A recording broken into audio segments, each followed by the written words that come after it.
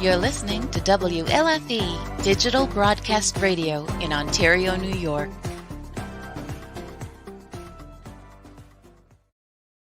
Real Talk with Dom. It's a new spin on variety. Dom's created a show that puts his guests in the spotlight. Whether you're a musician, a poet, wrestler, or merch creator, he gives you the opportunity to promote you. Real Talk with Dom is a real no-nonsense show. Don is down-to-earth, critically truthful, and real as it gets. So if you're looking for a standalone, think-outside-the-box kind of a show, then Real Talk with Dom is a show for you. Mondays at 10 p.m. Eastern. Genevieve. Hello, hello. What's up? We are here. We are now on a Monday night. It is very warm in here, just it's so you hot know. Here too. It's hot and muggy outside, and that's what Florida is, though. But we have one tonight. We have a paranormal big show. Our good friend Bill. This is going to be a good one. He's got a lot to offer. Education-wise with this one too. This gentleman just knows his stuff, and that's what we're going to dive into. Without further ado, what do you think, Genevieve? Bring him in. Let's do this. Bill. Hey, how you doing? How are you, my friend? Good, good. All right. Well, tell the world who you are, what you do, and why you do this. Well, my name's Bill Slevin. I have a team called Paranormal Existence Research Society down in Coral Springs, Florida. And I've been an investigator for just over 30 years. We do a lot of residentials. We do public stuff. I like to educate at conventions, libraries, any place that'll have us. I'm very picky. I have a good team of people that I put together over the years. I've been on a lot of different teams over the years and kind of jumped from place to place, from New Jersey down to Florida. And it took me a while to decide to put my own team together the way I wanted to do it. And I've been doing this down here now with this team it's got to be about 8-9 years. All right. Well, with Jillian's here. My mom's here real quick. Hello. I do want to get into this because, like I said, the educational part of it. What brings you into all right, so explaining this in a way like you don't take a normal paranormal investigator. Like they have to kind of know what they're doing. And it's because of what you do for a living as well, too. Right. Right. Well, during the day, I'm an IT director for a psychiatric drug and alcohol treatment facility. Mm-hmm. So I have, the other side of it because it's not always paranormal, with my team, when I pick my team members, it's a little different. I don't go looking for somebody specifically that's had, like me, 30 years experience and knows everything. And and that's fine if they do, but I'm looking more for a certain personality and passion with the person because we do a lot of residential. So they got to go in and meet with the families. And I want to make sure that they're going to be, understanding and caring when dealing with these families. Right. To me, that's harder to find. You could easily teach them to how to be an investigator. But the actual, caring and understanding and everything is a little different. You can't teach empathy. Right. And see, Genevieve, that's on point. Like the compassion that you have to go into some of these investigations because they're already scared. They're already panicking. Like you kind of have to go in with an open mind, yet you also have to be sentimental with them as well. I mean, isn't that kind of the way it is? Yeah, no, absolutely. I mean, when I go in, we have, either I'll talk to them first or I have another one of my team members or multiple team members that will talk to the clients, beforehand and just get an idea what's going on. But when we go there the first time, we sit down with them 2, 3, 4 hours sometimes and just talk to them, just to find out what's going on help them, calm them down, reassure them that we could help them, and we want to learn everything. We do go a little deep in with them, because we want to know, are you on medication? Have you had problems like this? Because you have to. It's hard to ask sometimes because people are a little touchy about it, but you need to know that in order to determine what it is. I mean, if you go in there just thinking, okay, the place is haunted, you're not going to find out the real details. Right. One of my team members there. What's happening? Allison. Rob there too. Also there. But that also goes into the factor when you guys, you jump back into it, but that will help you debunk the factor of paranormal as well. Like Yes. when you get the mind function of the person. So you're not a team that goes in that's bringing in a whole bunch of equipment. You're actually doing research on the person themselves. So Right. that's credibility in my eyes. We do go in with some equipment. Like when I go for the initial interview with them, I'll bring, of course, a video camera just to film it. I'll bring a few pieces of things like an audio recorder, sometimes a REM pod, something that's telling the temperature, just things like that, just to see if we happen to catch anything when we're doing that. But It's really not about that. A lot of look, I'm a tech, so I have cases and cases of almost every piece of equipment you could have. I love using it more on public stuff. Right. 90% of it, I would not use it for evidence in a residential case. See, there you go. A lot of them disagree with me, but I would never. I mean, there's just our good buddy Kenny Biddle will love you. Yeah. there's some stuff that there's no way I could use it as pure evidence because there's too many ways to debunk it and just too many things surrounding it that audio recorder is the best piece of evidence you could get. Yeah, I keep hearing that. It's hard.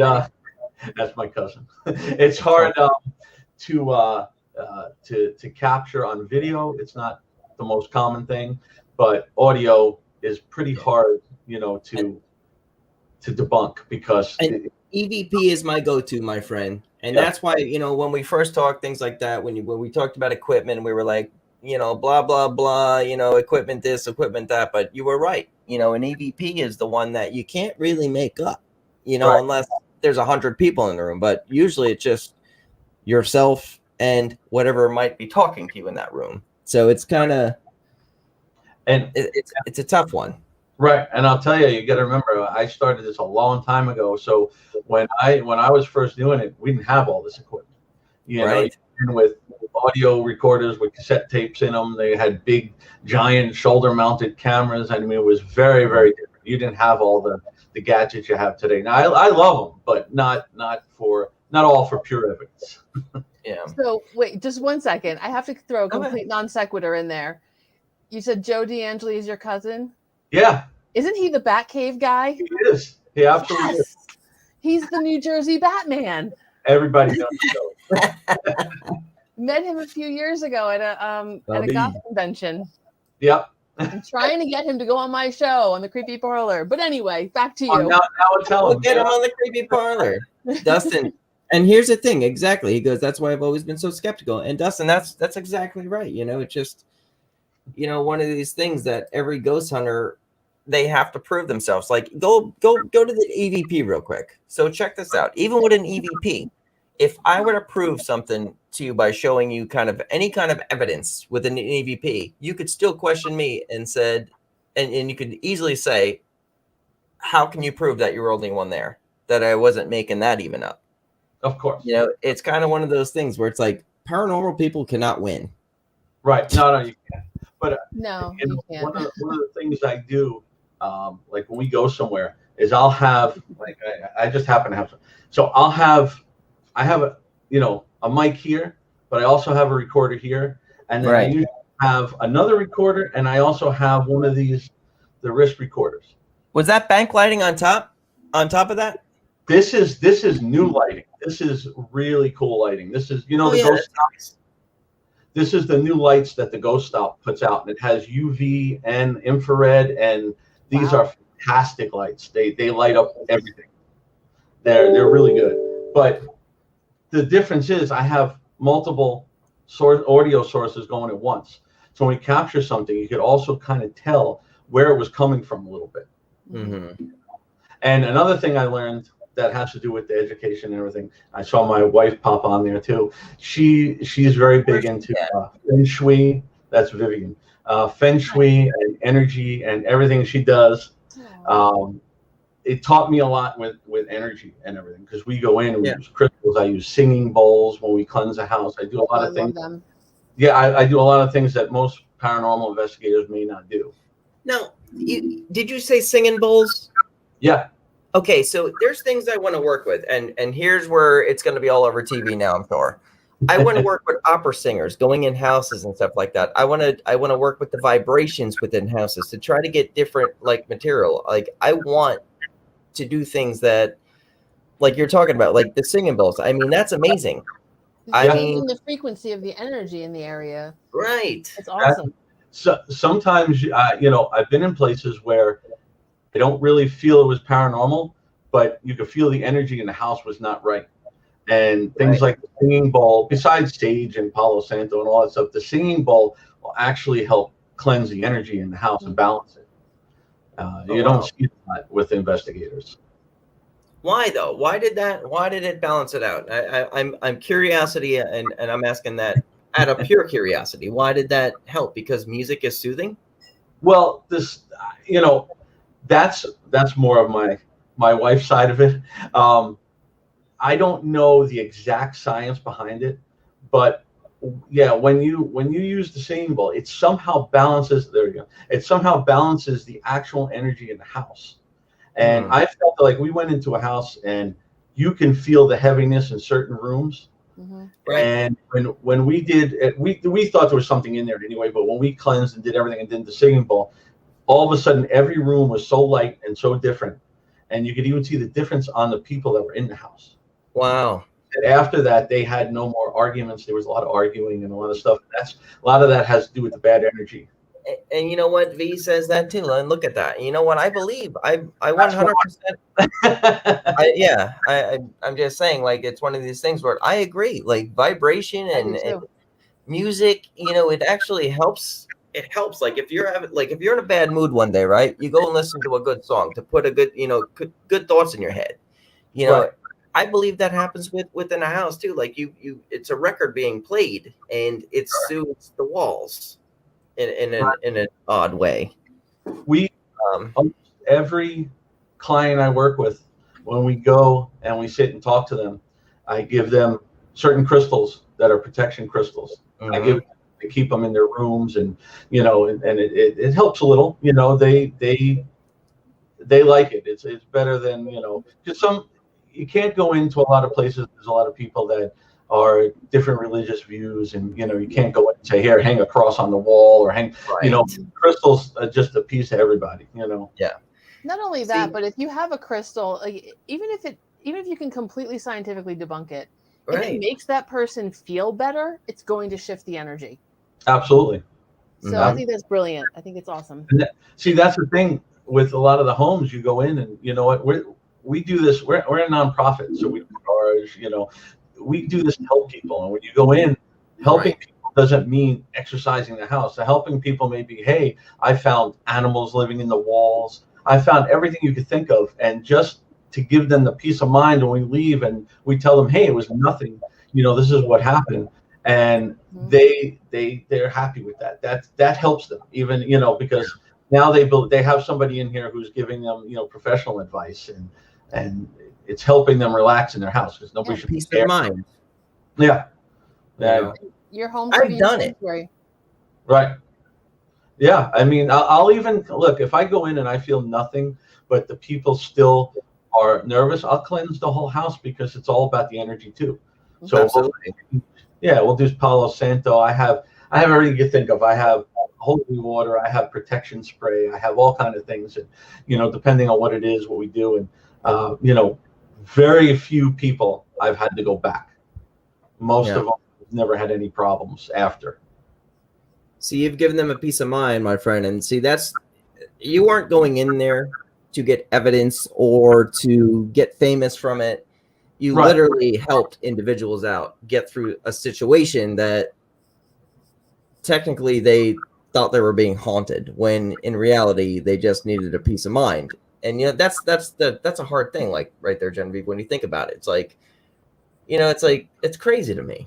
Well, it's how much we manifest of our own, how much we project our own situation, our own energy out into the environment that we live in.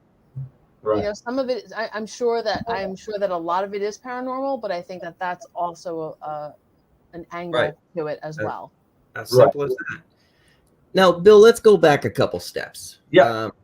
Let's talk about this. You had many years in the business. What got you into this as far as the paranormal side?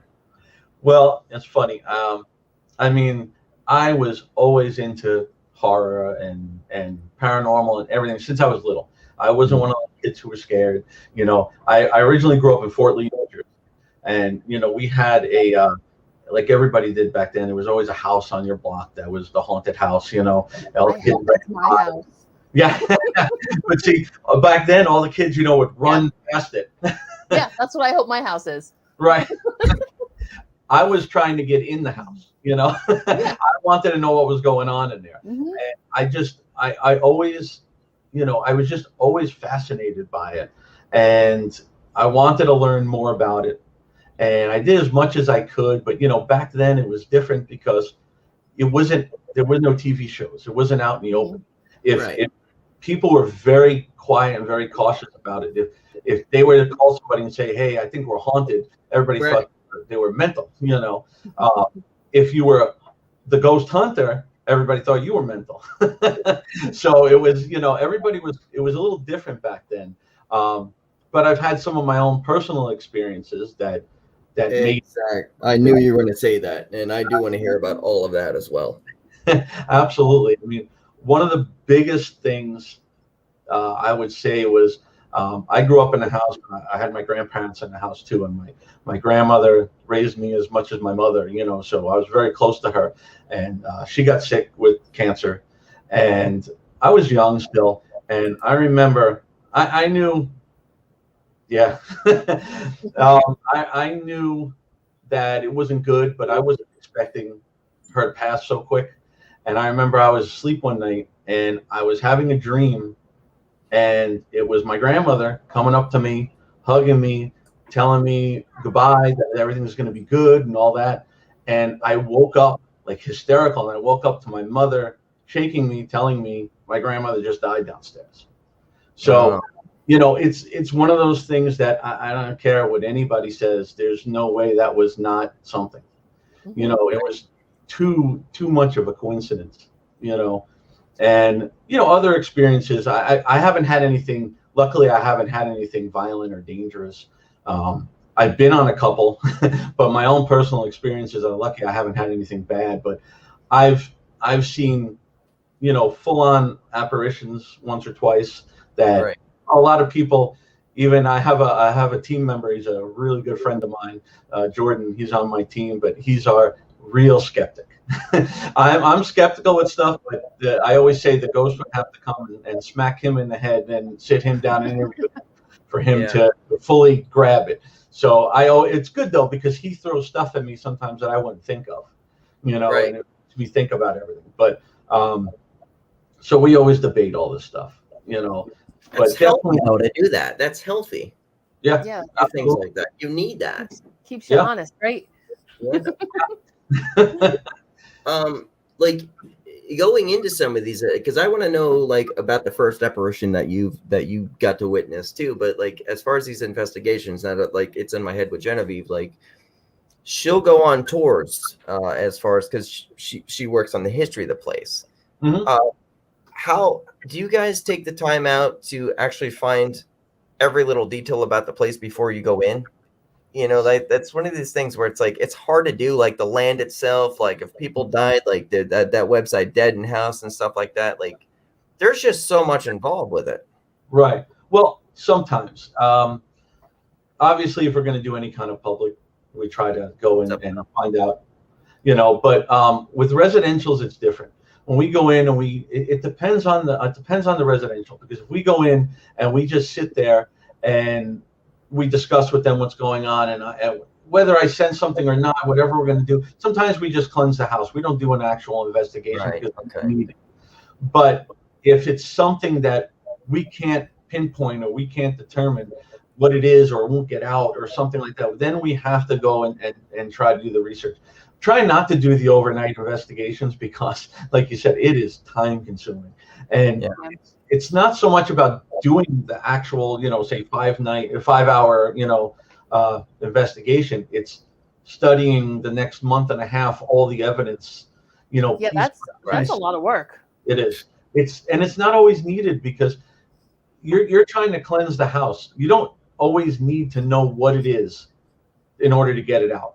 Yeah. Only if it doesn't want to go, or it's something very specific that's kind of hanging around there. You may need to try to, find out what's going on a little more and kind of go at it directly. But I mean, as much as I love the investigations, it's a lot of work, and you have it's a lot of time. It's not a full-time job for everybody. We're all volunteers. So who's the actual one that goes through all the footage too? Like, see, I don't have the patience for that. And I hate that I don't have the patience for that, because I'm sure that, and see, I'm sure I've missed so much stuff that maybe I've possibly caught in the past, but it's my own attitude where I'm like, I'm not going to sit through all this. So someone else will, Well, I go through most of it. I mean, if it's depending on whoever's on the, the investigation with me on my team, they go through all of it with me and everything, but I will definitely go through everything because I got to sit there with headphones on and you got to watch every little thing, because most of the stuff that is more real evidence is the stuff you don't notice at first. It's the behind, right? I just had one recently that I did a house, and I'm not going to talk about it. I can't talk much about it, but I had to have EVP sessions on 3 different areas. 2 of them caught this voice. The 3rd one did not. Right. So I couldn't say that was real. I mean, it was just evidence review is brutal. I believe you. Trust me, I'm with you on that one. I'm a nerd. I love it. But see, that just, I did this for hours and hours on this one night, as far as finding this, what I was looking for. And then one EVP did not go through it, so I couldn't prove anything. If it was on all 3, it'd have been fine. But they were within increments of each other, like literally in a triangle. Right. The only tough part about EVP is it depends on how clear it is. Like a lot of people say that a true, Class A EVP, if 3 to 4 people can pull the same word out without anybody telling each other what it is, then you have a clear one. Right. A lot of times you get the static, and a lot of times you get weird things. I've had whispers, I've had, and some of them are very clear and some of them are very subjective. Right. I argued with my own team. We go back and forth. They hear this, I hear that, and neither of us, it makes us right. It's just we're all going to hear different things sometimes. Yeah. That's another reason why I've taught my team too.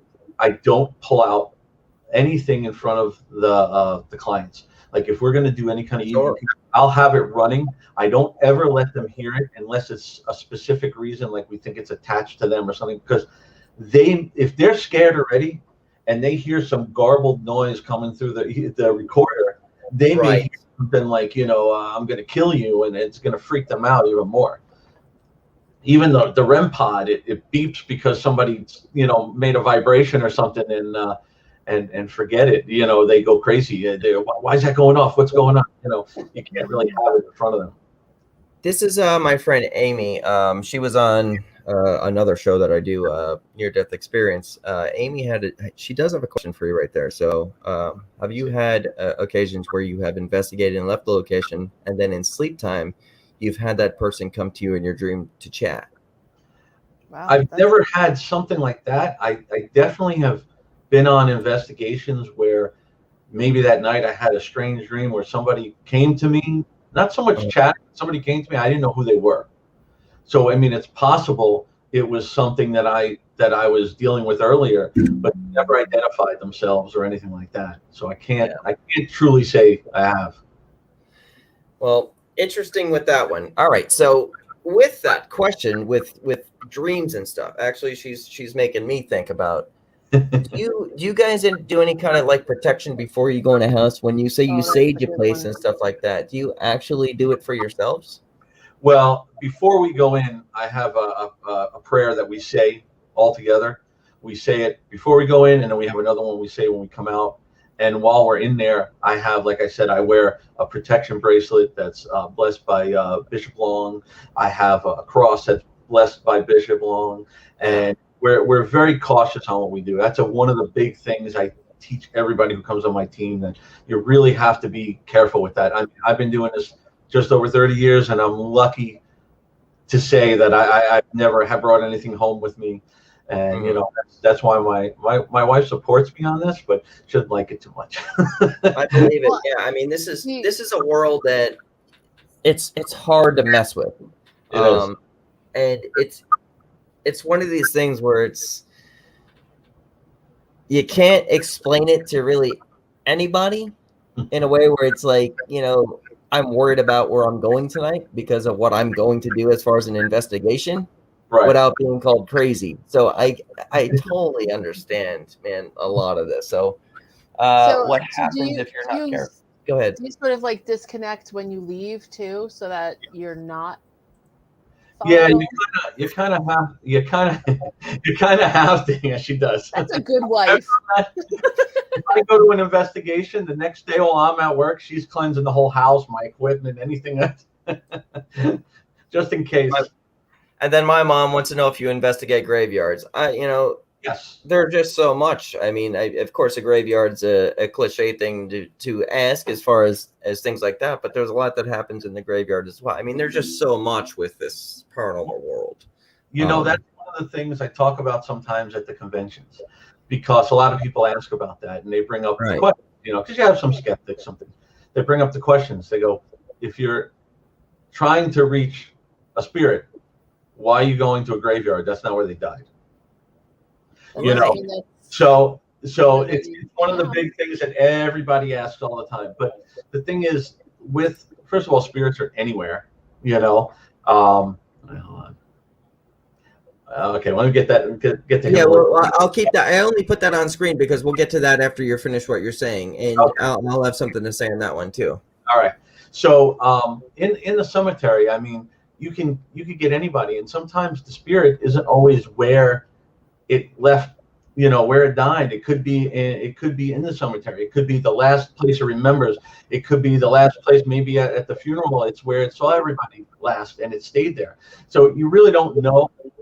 I mean, it's just like I tell people, don't practice your equipment inside your house, because if you open up anything, you're inviting them in. So if I sit here with my recorder right now, just playing with and testing it, I can bring something into the house, even if it's not here. I agree with you. So let's hit Joseph up on this one real quick. I have dreams with my dead parents and other relatives all the time. Do you think it is subliminal thought, or maybe them trying to contact me? I want to hear you on that one, Bill, and then I kind of have my thoughts on that one too. I absolutely believe it. I mean, I don't believe every dream all the time is that, but like I said with my grandmother, there's no way that wasn't. And you know, Joey, being my cousin, I know our family, and I'm sure I'm sure it's them. But no, I do believe that. I believe a lot of the relatives coming back in dreams is definitely some sort of contact. You know, not everyone. Yeah, I agree. Yeah. And, you know, again, even if it's not an official contact or visit, if it makes you feel better, it makes you feel like you had that contact with them, that's what's exactly important. Yeah, absolutely. You know, I'll tell you something real quick. I'm on a bunch of these groups on Facebook that are all like ghosts and groups that a lot of people come in and they post up their pictures and their videos. And I joined them mainly to try to help people like what I do now, you know, because I tell you though, these groups are making me crazy. It's one of those things where, you know, like you were saying, it helps people. And I understand sometimes they post a picture and they say, this is my mother and she just passed it. You know, you're in a tough situation because you don't want to tell her, no, it's not. That's a lens flare. We could tell by the way it is, you know. But on the other hand, I don't like to lie to people. I don't want to give them false hope. Mm-hmm. You know, so I go in and I'm not rude to them. I tell them straight how it is. And I also put, you know, a lot of detail in it. Like if it's something like a lens flare, and I'm going to explain why, how it was created and what it was. And, you know, but I still got banned from one group because I was called a Karen. You did say that. I'm like, you gotta be kidding me. No, you have no. These groups make me crazy. Now this Randy, she's sorry if it's Randy. Sorry if it's a I didn't mean to say she or nothing like that. Yeah, no, that's I'm just kind of going through. What was your most interesting encounter, Randy? My apologies on that one, by the way. Well, I would have to say, it's one of the ones I talk about all the time. I went into, I'm trying to remember what part of it, this was way back in like 90, 91, somewhere around there. It was a group of people. I don't know their team name. I don't know who they were. Somebody contacted me and said, hey, they have a person that couldn't go on the group and they needed a third person to do a residential. And it was one of my first back then. And I said, yeah, I'll go with them, you know. So I didn't know much of the story. I just knew we were going into this lady's house. I forget what part. It was down in South Jersey somewhere. And it was definitely the most interesting experience I've ever had. Yeah. I walked in with these guys, and again, I didn't know much about it. I just knew we were going in to investigate. And again, back then, they had a couple audio recorders. They had big shoulder-mounted cameras, you know. And we walked into the house, and we went just through the front door, and all three of us ran out of the house, and we were all nauseous. We're all sick to our stomach. Wow. And I don't know, it wasn't a smell or anything like that. It's just something made us sick to our stomach. I didn't know what it was. We kind of gathered ourselves outside a little bit, went back in, went through the door, went into the first room to go set up. And the guy next to me on the right, he screamed. You know, unlike the ghost shows, and he actually took his camera, those were like $3,000-$4,000 cameras, and just dropped it lens first onto the floor. So we hit the lights, turned everything on, and he lifted up his shirt, and he had 3 scratch marks from his neck to his spine that were bleeding. Scary. Yeah, they were bleeding, and they were like razors. And Cindy. I have this discussion with people all the time. Even my teammate Jordan was very skeptical. And I said, the thing is, back then, there were no TV shows. There was no fame to have.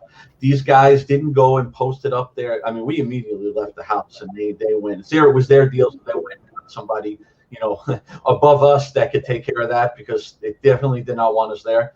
But they had nothing to get fame from. They weren't out there. I mean, I never even heard of it anymore after that. So that was something very real that nobody could ever change my mind on that. Yeah, that's a dramatic experience too. That's like, that was one of my first. When they're like physically messing with you, that's serious. Mm-hmm. Yeah, that was a little wake up call. That right there, that shows you about being cautious and doing protection and everything you can. Well, that goes right. Yeah, that goes right back to where we started with that, as far as the protections part. Because really, there is nothing really to mess with here, and people who say they play with Ouija boards and stuff like that. I've done Ouija board sessions. Now, this is also not a toy to play with as far as being in a toy store. It's about the manifestation of what you want, and it truly is. So what's your thoughts on that? Well, I'll tell you, again, at the convention and stuff, this is one of the biggest topics. And even in those groups I'm talking about, I mean, every other day somebody posts about it. Yeah. And it's funny to watch the reactions, oh, don't touch it, it's the devil. But it is definitely not a toy, but it is no different than any piece of equipment I have. Well, all of this is a communication device. Yeah, It's all about the person using it. And the thing I tell everybody, the reason you always hear bad things about a Ouija board is because most of the time, except for us like playing around and doing things, I played around with it in high school and stuff, but most of the time using a Ouija board, it's somebody looking for somebody specific. Their grandmother, their mother, their aunt. And when they do that, that's how they get manipulated by the spirit or the demon or whatever it is. The demon. I was gonna say. That's what comes in and gets them, because they believe it's them because they're looking for them. The key is with that, and you know this, is to ask a question that only you would know. You never say, "Hey, Grandma, is this you?" I mean, that's the dumbest thing you could do. It's the easiest lie. Right. And I always said that using a Ouija board, okay, they say by yourself, it's very dangerous. It's dangerous by yourself because, again, the person, if they're using it by themselves, again, they're looking for somebody and there's nobody there to help them, to smack them in the head and say, that's not your grandmother, right. But the real, I mean, the other thing about the Ouija board is I don't know many people, maybe, like I said, my teammate Jordan, that's probably the only person I would trust doing a Ouija board with, because you don't, it's not that they're pushing it intentionally, but your subconscious is going to push it sometimes. Yeah. He would make sure, he would want to prove to me so much that that's not going to work, that I know he's not pushing it. Yeah, I believe it. Touching it, something's going on. And that's I like your friend already. I got to get in touch with him because it makes me even think when I've done sessions with people with those boards, I look at them and I'm like, the thing is moving, because I also don't use a planchette. I make my own window. I use a shot glass. I kind of do my own manifestation within it, and I have to still question whoever I'm with, because I'm like, I know it's moving, but is it you moving it, at the same time? So another factor within paranormal that I can't prove again. You know what I mean? Well, I'll tell you, one time in high school, I wish I had my friend from high school on here. He would verify this one. Thank you. We were playing around with the Ouija board, and we were in my room in New Jersey. And I had one of those, remote control cars that was sitting on top of the TV. So the wheels were hanging off each side. And when we started playing with the Ouija board, the wheels started spinning. So, of course, whatever. I got up and I'm not surprised. Going into like technology and everything. I got up and I said, I pulled the battery out and it stopped. I put it back on there. Now we started doing it again and the wheels started going. There was no battery inside. And there was I know electronics. There was nothing in it that would hold the charge. There's no way that those wheels could have went. The minute I touch it, it stopped. And then later that night, we were downstairs in the house, and I had a 2 or 3 piece dresser with the hutches on top and everything. We heard this noise that sounded like the house was coming down, and we went upstairs, and the whole dresser was on the floor. It took like six of us to lift this thing up. So I don't know how it went down, So again, these are the things back then that kind of got me interested to learn more about it. And it's interesting too, because some people would go the exact opposite way. They'd be like, you know what? No, I don't want anything to do with this.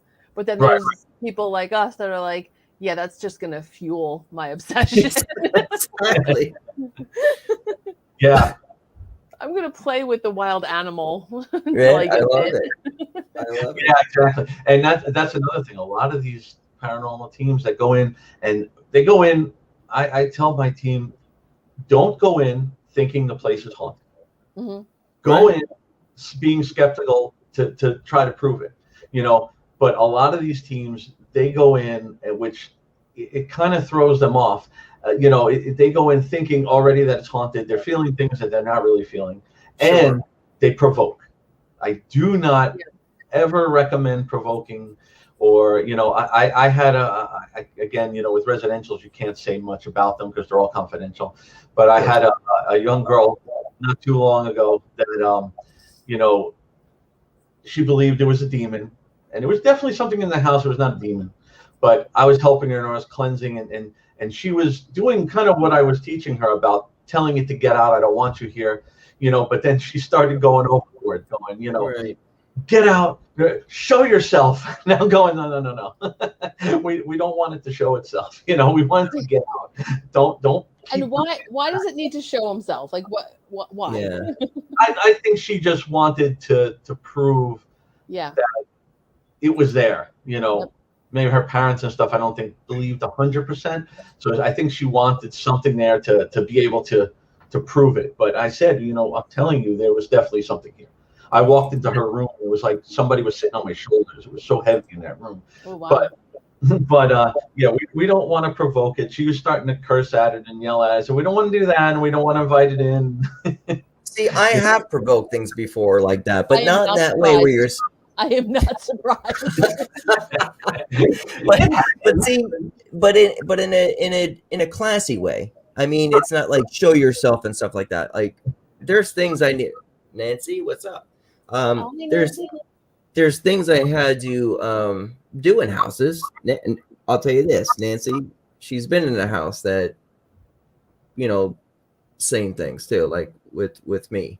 So right. She's seen that house, but I provoked it in a way as far as the history of the house, and not saying, don't be such a sissy, show yourself. You have, I had to educate myself in the way to try to get evidence. You know what I'm saying? Does that make sense? Right. Aggression is what I did. Right. Yeah, I mean, look, it happens at times. I try not to do it, and especially in somebody's house, maybe more in a public type of thing, but I still try to avoid it just because you don't know what you're going to piss off, Of course.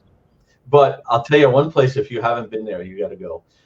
We were going there all the time during COVID. I haven't been up there. We're getting ready to go back again. Is the Belglade prison, the abandoned prison in Belglade, Florida. Nice. That is an interesting place, and it's funny. Allison, who's watching right now, her and Daniela and David were three of my newest team members that started right before COVID hit, and I took them up there to teach them about the equipment and some stuff, and bring them out on an actual investigation, show them what it's like, and I love it because that's a good way to know if people have a passion for it and they really like it. Once they're in a prison, in the middle of the night in the pitch black, and it's an interesting place, and you get sometimes you get nothing at times, but it's a big place. I mean, it's a really, really big place. Well, that's a great point, Bill. When you talk about you get nothing at times. So you've been on TV shows, and we're not gonna downgrade no TV show or anything like that. But we're gonna talk about your experience on these shows, and then the factor of paranormal, that you're not gonna get something within maybe a day period, or it takes a lot of time and research to do this. So explain the TV experience that you had with this, and just go from there. But we won't downgrade no shows or nothing like that. You know what I'm saying? Yeah, right. No, I mean, look, the shows are for a lot of entertainment, and I never say that they're all fake and they're all dumb. I mean, because a lot of those people are investigators, but a TV show has to also make it entertaining, like I always said, if you put a show on, full-on real paranormal investigation like what we do, a lot of people would never watch it. Of course. Right. You have to fast forward through. Right. I've gone to the prison, drove an hour and a half up there, spent 5 hours there, and got nothing. You sit in a room by yourself and talk to a device by yourself. Exactly. I mean, who wants to watch that? Nobody would watch that, Right. And I do understand that, but what happened was Ghost Asylum was doing a show up at the Castillo de San Marcos Fort up in St. Augustine. And they contacted me because they saw some photos I had on one of my websites of a ghost that I caught out at the fort about years ago. It was back in 2005 that I caught the photo. We were on first of all, I was on a private tour. There was only, I think, 4 of us. And the guy had special permission to be on the property at night. And we're outside, and I did not. We were just taking pictures and having fun, I was just up there on vacation, and I took a bunch of photos, and I didn't notice these until 3 weeks later. And you could see on the wall, right at the edge of the fort, there was a person sitting there leaning against a palm tree. And the thing was, again, Jordan, who was with me, still swears that was just somebody sitting there. But I said, the thing, I have a pretty photographic memory, and I can tell you there was nobody there because I was just taking pictures at the corner of the building, and then we walked right down there. And the way it was, that person would have either had to walk right past us or jump into the water, or we would have noticed them. So they saw this photo. They called me. They wanted the information about it, and then I decided to go up. I drove up to St. Augustine for the day, and they filmed me up at the fort. And it was funny because the whole thing was I brought the photos. I was ready to talk about that, and they wound up not even using that part, and they just had me talking about some other things we experienced in there, like when I was at there's the wall in the back that was the fire where they did the firing squad, and when we were there and we were investigating, something grabbed my shoulder at the wall, and I had my back against the wall, and everybody was in front of me. So they used that when I was talking about it. And the only thing I won't discredit the show is not so much the show or the producers. I asked them, I said, just all I want is to put under my name Paranormal Investigator, so you know that I'm a professional telling the story. And they put local resident, like the guy down the corner who has a ghost story. So, but whatever. That's not right, because you're going in these houses, you're going in these residents, you're doing the research with your absolute past of what you've done, right? For something so simple of they called you because you are a paranormal investigator, right? And your colleagues at that point, like your colleagues, you're at the same level, And I drove 5 hours each way for their 20-minute interview. Yeah, the local. Yeah, no, but that don't make no sense. No. But that's all right. The reason I brought that up was the factor of entertainment sucks, and it actually discredits a lot of what we do, and we try our hardest to please, right? And we get discredited in a lot of things that we do when we are true material. Absolutely. Now, when it comes down to paranormal now, what's next for you, my friend? What's next? Well, first of all, I just want to tell you real quick that sure. I had to bring up before. I do have a team member. Her name is Cassia. I met her a few years back. She wanted to be on the team. I met her. She was really great. But then she told me she's only here about a month out of the year.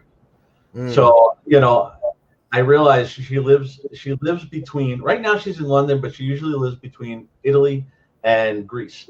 Wow. Actually is starting a team and goes on investigations with our team out in Italy and Greece.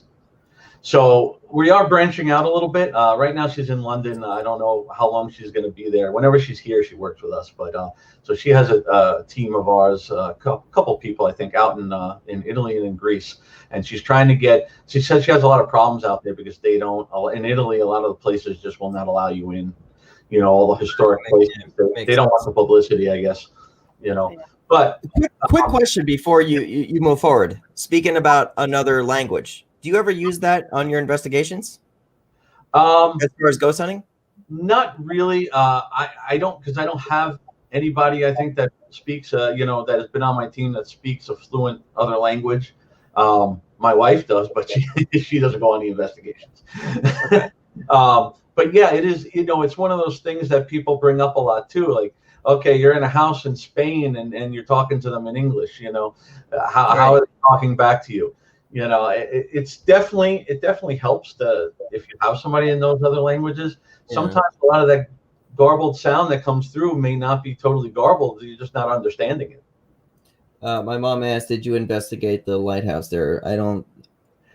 In St. Augustine, I haven't done a full investigation in it, but I've been around it, and I want to get in there and do a full investigation. Yeah, they say that's crazy. Yeah, they say it's a very, very haunted location. We had a guest a couple weeks ago, Genevieve and I, Maria, who's got the adventure tours going all over the world. She had something here that was actually on the show Ghost Hunters. Okay.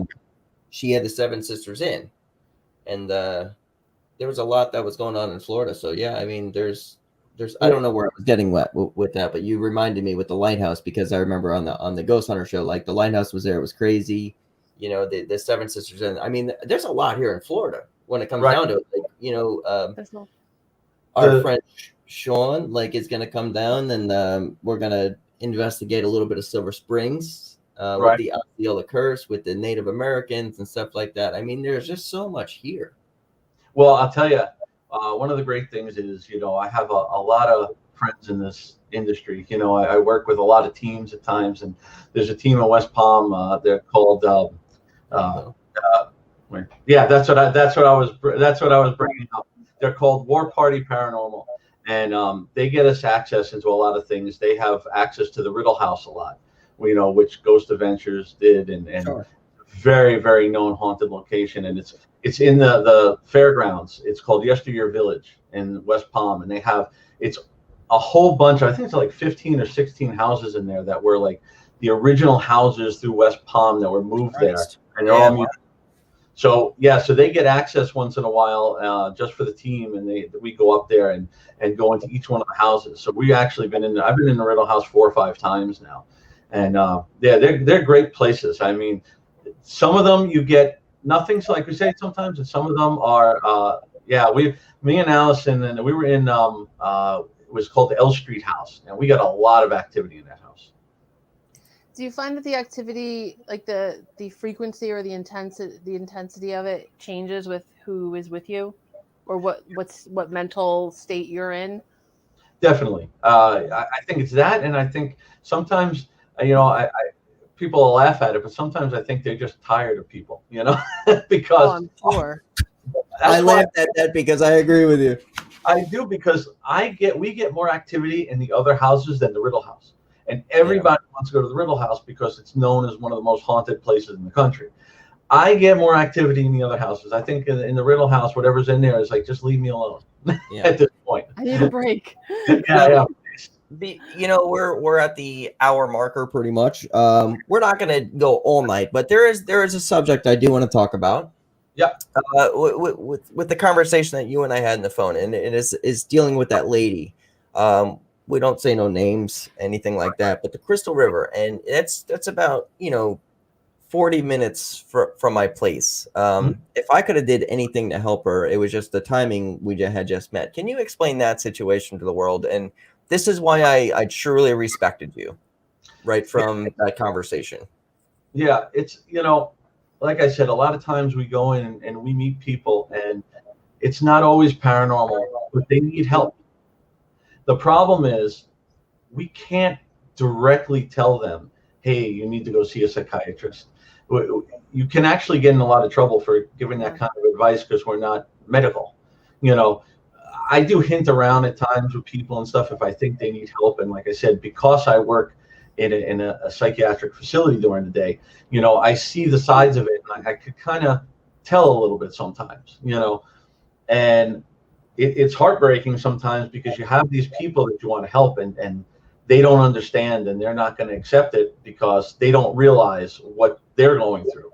And we came across this lady. She contacted us, and it's very strange because she doesn't have a cell phone, she doesn't have internet, she doesn't have anything. So I'll get to that point in a minute when you find out how she got us, which was amazing to me. And she's in Crystal River, which is about 4.5 hours from me. Really nice old lady. She's about 76 years old. She has no family, no friends, no nothing. She lives by herself.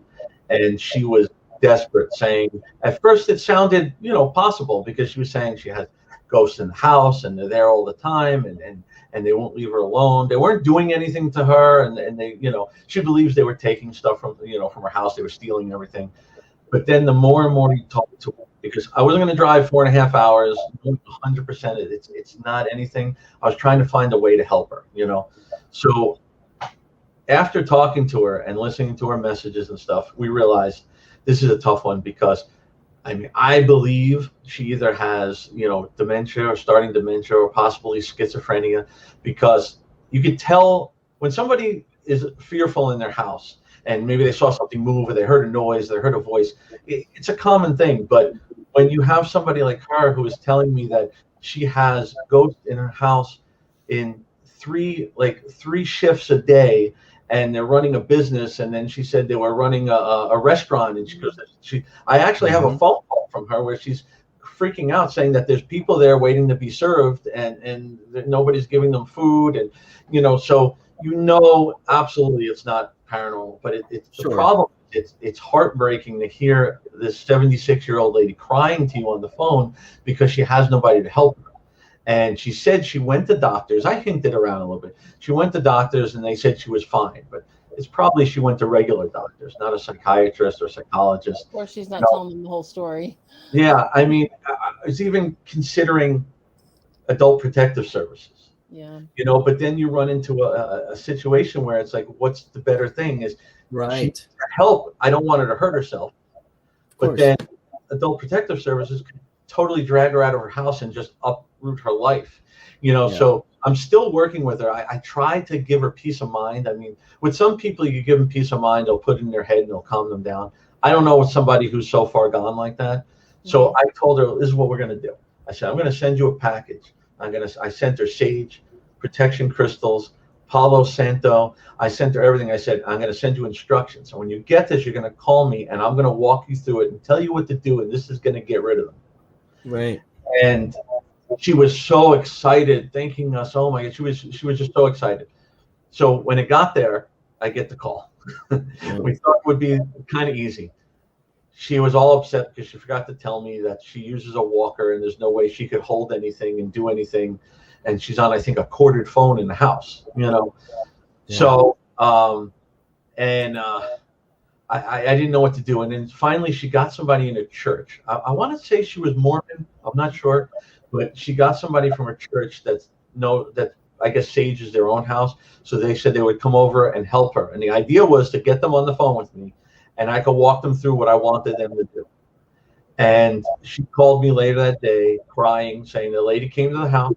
She wanted nothing to do with me. She wanted nothing to do with anything I sent them. She brought her own sage, staged the house, and nothing changed. Everything's still in the house. So it's kind of where we're at right now with her. And I'm trying to figure out exactly what to do. But we still call her. I tell people, I know my wife hates this, but we tell them, hey, call us anytime. I mean, we've had these people call us 2, 3 in the morning. If they're scared, I'll answer the phone. It costs nothing to be kind to someone. Yeah, and I think that's just two minutes on the phone with them, just giving them a little comfort helps them. Thank you for doing that. Yeah. See, that's the thing. That's why I respected him for that, because ghost hunters would have went in there, and I said this bluntly. Ghost hunters would have went in there because they said, "Oh, people are running a restaurant in the house." He took time out to make sure this lady was okay and to actually acknowledge the fact that there might be something mentally wrong, instead of sending an entire friggin' team in her house, stressing her out even more, and kind of did his thing. Like, he took the right approach to a ghost hunt, and I think I respect that. Thank you. Yeah, I mean, because plus some people just exploit her too, because news crews and then everybody would love the fact that this lady has a ghost restaurant in her house. It's going to mess her up more, and that's why I never told her that she has something there.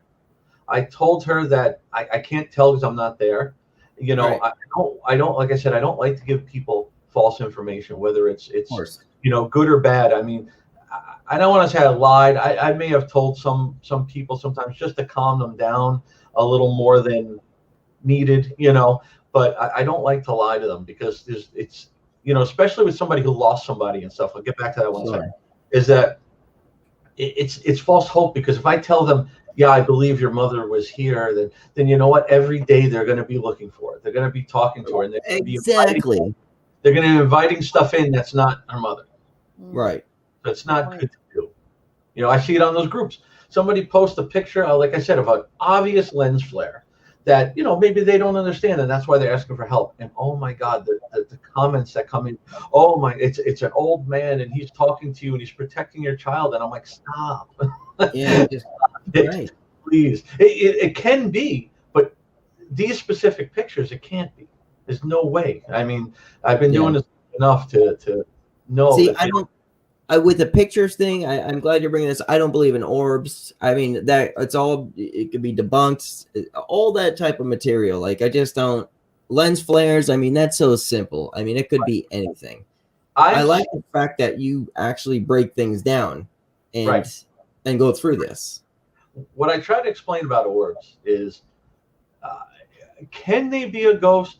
Yeah, it's always possible, but there's too many easy ways to debunk all of those. And I could tell you about 2 times in the hundreds and hundreds of investigations I've done that I believe I saw an actual orb. And the thing is, you're going to see it with your eyes. It's not going to be the camera. And the 2 times I saw it, I cannot tell you 100% if it was. It was very quick, but it was like a little ball of light. You know, it was not what you see on these photos and the stuff. You know, I know people want to believe it. And look, I've even posted pictures like the pictures I had with the person in St. Augustine. I posted up a few other pictures that were just funny because it had 800 orbs around the fort, you know, but I didn't say that that's what it was. You know what I mean? Yeah, of course. And that's around the fort too. I mean, that could have been like, you could say dust, but I mean, it's like, holy, you know, it's around the fort, and you know, we know what that is. I'll tell you one thing I'm looking forward to doing. I'm good friends. I don't know if you know David Sloan down in Key West. He started the first ghost tour in Key West. Oh, cool. And he also wrote all the books about everything in Key West. He does the book on Robert the Doll. And I had a weird experience with Robert the Doll myself. I was going to say Robert the Doll. I had an experience with that thing. Right. Well, I'll tell you, I've met Robert before, and did you ask permission first? I did, because I'm not going to play with that. I didn't. I'm not going to play with that. But his tour, he changed during COVID. It kind of shut down a little bit, and he now redid it, and now it's called the Robert the Doll Experience. And the whole tour now isn't downtown; it's only in the fort. In the fort, right? Yeah, they spend like 30, 40 minutes in the room at night with Robert. So he's allowing our team to come down one night without anybody else there. We're going to interview, talk to him, and we're going to do a whole investigative session with Robert. Please let me know how that goes. I'm actually interested in that. I'm scared for you. We were supposed to do it last year, and then COVID messed everything up. So if I could join you guys, please let me know, and I swear I'll fly back to Florida just to. I'm scared for you. He said at the one time that, I'm hoping that there's a chance I'm going to be able to get to hold him. I would, my wife wants to kill me for even saying that, but I would absolutely not pass up that chance. I am going to the Jersey convention. I believe it's September, where Annabelle is going to be, and I want to see Annabelle with my own eyes. I'm sure they're not going to let me touch her or anything like that. I'm not really sure, but Annabelle will be there in person. And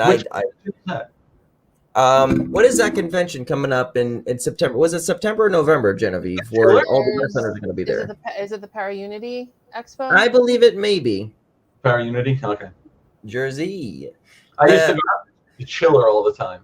Bill, I'll send you the info for that. Chiller was the best. My cousin always used to be there with the bats. Yeah, I met Bela Lugosi Jr. one year. I just melted. But that experience, Allison did ask what happened to me, Allison. Everything that shouldn't have happened that day when I met Robert the Doll without asking permission to take a picture. So what could go wrong after they say, please ask permission? Like, everything went wrong that day. We'll put it that way. We'll talk in person about that. But yeah, I mean, it was nothing horrible. It was just more coincidence of bad. You know what I mean? Yeah. You think it's coincidence? Well, I don't think so. Yeah, you don't know. I mean, I've talked to David many times because he spent like 7 months with that doll when he was writing the book. And he spent a lot of time with that doll. And I know when he first came out of it, when he was done, he was, I think he was a little dark place for a little bit. I think he spent a little too much time with that doll. He believes there's a lot of different spirits attached to that doll. I think so too. And you could feel it just staring at it. Honestly, staring at it by itself. Yeah. There's something more with it. If you look, I don't know if you could see, but right There. Right there. I see him. There's Robert's doll. The small version of Robert. No, Can you get that actually on screen for people who are watching all over the world who don't know who Robert the doll is? This is what Robert the doll looks like. Of course, it's not the real one, but this is what Robert the doll does look like. This is the small Robert. Terrible. Yeah. This thing is in glassed in a fort in Key West. Yeah. And the real thing is right there. I would say, what would you say he's about? The size of an 80s Snuggle the doll? Like a Snuggle, like the bear? He's probably about that big. He actually, when David was holding him the picture, he's holding him like a baby. I mean, he's pretty big. He's big. Yeah, he's pretty big when he can get you. Yeah. Where is the Paranormal Expo? I'll get you that info. Joseph, find me, and I'll get you some of that info for sure. If it's the Para Unity Expo, it's in Woodbridge, New Jersey. It's in Woodbridge. I believe it is Woodbridge. And that's where you have to pay. What do you got to pay? A little bit of extra money to see Annabelle itself. I believe it's like $35 just to see Annabelle, and that's worth it to me. I have all the details. I know that it's was rescheduled to September in person because they had to. Yeah, Jason will be there. Like a lot of people will be there. Like there's just what is Chip Coffee going to be there too? I mean, there's a lot of like really big. Yeah, they have a lot of people at that place. There'll be a lot of good people there. I look forward to seeing. Not as big as Chiller though. Chiller was big. I love that. I miss Chiller. Down here, I haven't been in years. We used to have one here called the P.E.R.S.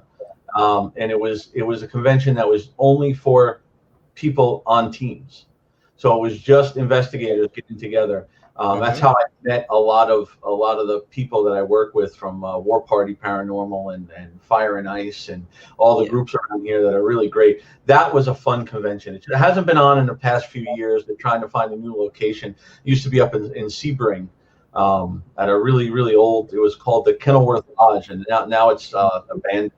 It's like 100-something years old, and it was really good because you went up there, and again, it wasn't like a fan place. It was just all people in the industry and sharing stuff, and a lot of good stories and people. A lot of fun.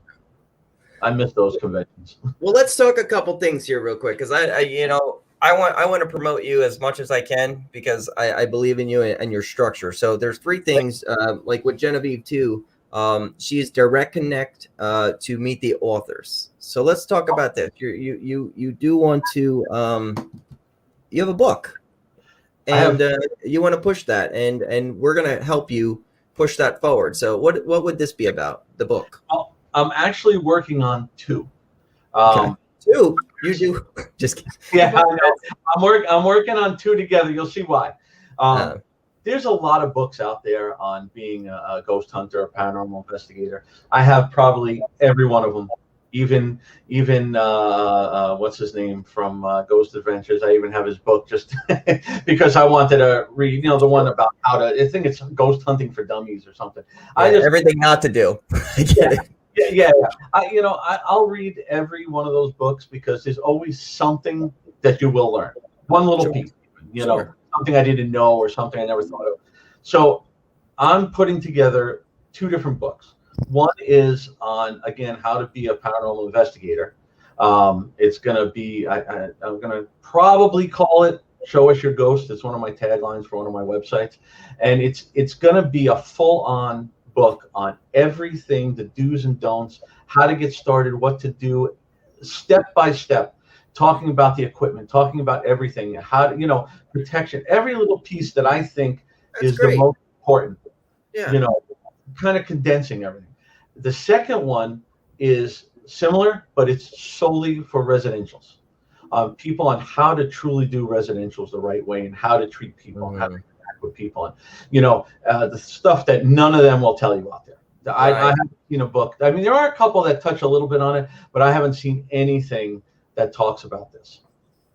Well, that's fantastic. When you really think about it, for somebody who's ignorant to the fact of paranormal investigating, residential is key because that's where most will start. They don't understand how to approach the person. They don't understand what to do. And what they're going to do is make a mistake by following these ghost hunting shows and not do anything but hurt the person who owns the house and in that bad situation that they're in. So you're doing the right thing. And as soon as you get that book done, please let me know. I will read it myself as well. We will get you with Carter novels as well. And we'll start pushing your books out there as well. On top of paranormal investigating, sorry guys, it got hot. On top of paranormal investigating, you do want to expand your horizon out of Florida as well. So what do you want people to know and how to get in touch with you also, and what you want that's on your team that's going to make your entire group stronger? Well, what I'm looking to do is, I have a good group of people right now. I would definitely probably take on a few more here and there. I don't want a team of 100 people, roaming through Florida. I didn't want that. I want a very focused group. I may expand to do a few more like groups in different parts of Florida and stuff, and possibly in other states at times. But I'm putting together a network because I get so many calls, and I don't know if it's because of my website. I'm also, since I'm a tech, I'm also a web designer. So I do my own sites and I do everything.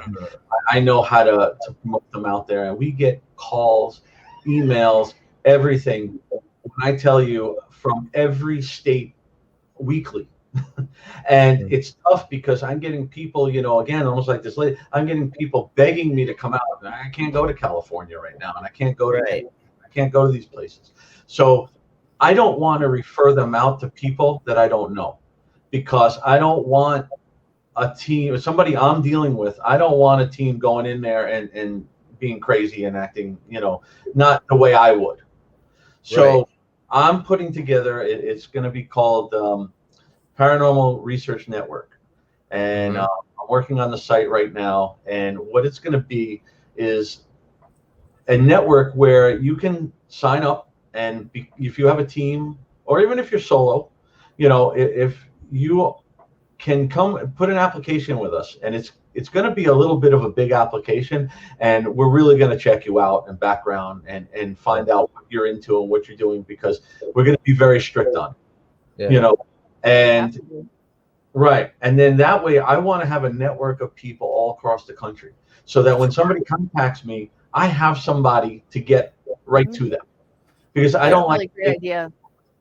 I don't want to make them wait. I don't want to say, hey, listen, thank you for contacting us, but we can't help you, and then they go find some, some offbeat team that, wants to go in there and exploit them or do something, charge them. Who knows? I've seen it before, so. You don't want your team and your name looking like an ass from other people who go in there from stupidity. Right. Yeah. And it is, honestly, sure, I would love to expand everything across the country, but it's really not really about that. It's be able to help these people, because I can't do it from here. We can't all do it. We don't have that kind of money and funding. And, some people have given us donations when we do the investigations and everything, but it's not required. And a lot of the people we deal with don't have the money to give us, and we don't care. Yeah. But I wish. That's the thing. Donations are awesome too, my friend, because it's you're not asking for money. It's still your gas money to go help them.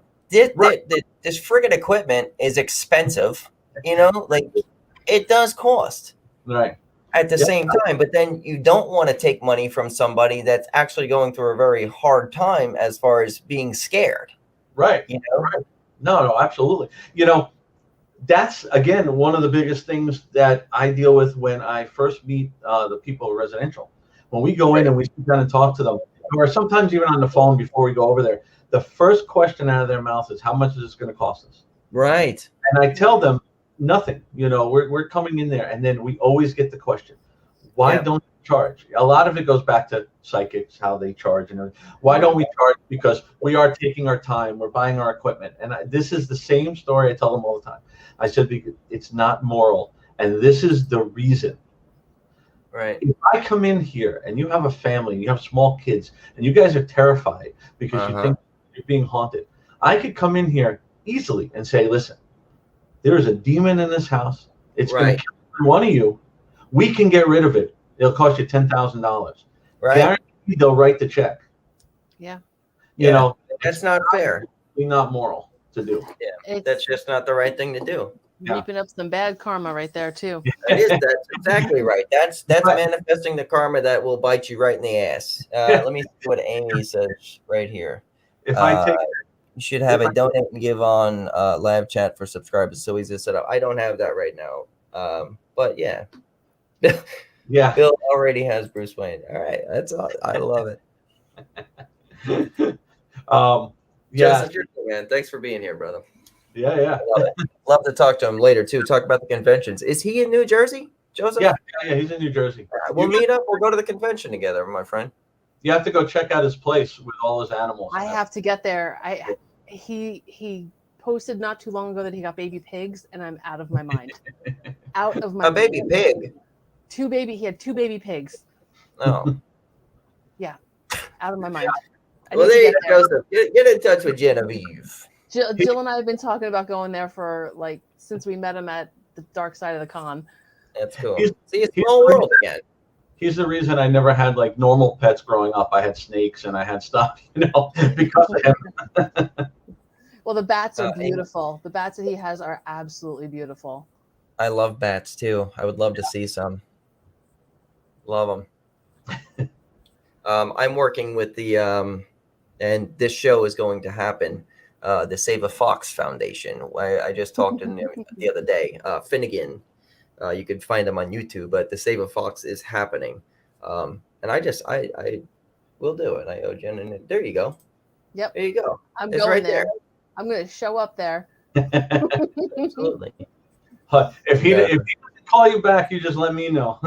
I don't want to put him on the spot, but I am going there because I got to see the bats and I got to see those pigs. Hey, I'll put him on the spot. When he was back in the 80s and 90s with his bands, I used to roadie for him. So, bands. Wow. Oh yeah. Yeah, he's a cool guy. I saw him. He actually did a presentation at Dark Side of the Con. It was great. Yeah.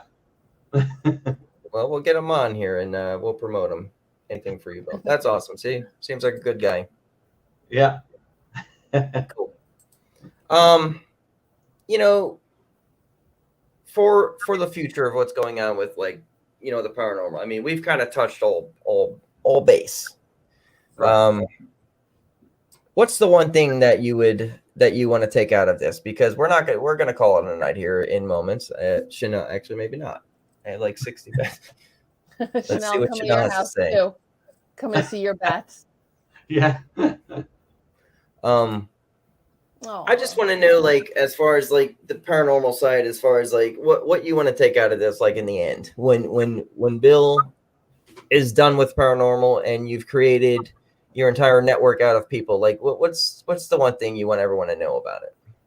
Well, I mean, a couple things. I mean, it's very hard because of all the bad publicity and stuff that people get and everything. It is very hard to show true evidence and really. I'm not here to convince anybody, but it's more to help people. I mean, if I could get a network of teams around the country that are do what I do and get those people out there more helping everybody, I think it'll make a difference. I think it'll change a lot of the paranormal field because, I think so too. Yeah, it's a tough thing to do. It's tough to get out there, and there are. Again, look, a lot of people like the shows and they like the entertainment, and that's great. I mean, I watch the shows too, but they don't fully understand everything. Like I always said, I've been doing this for a long time. I've been very on these shows.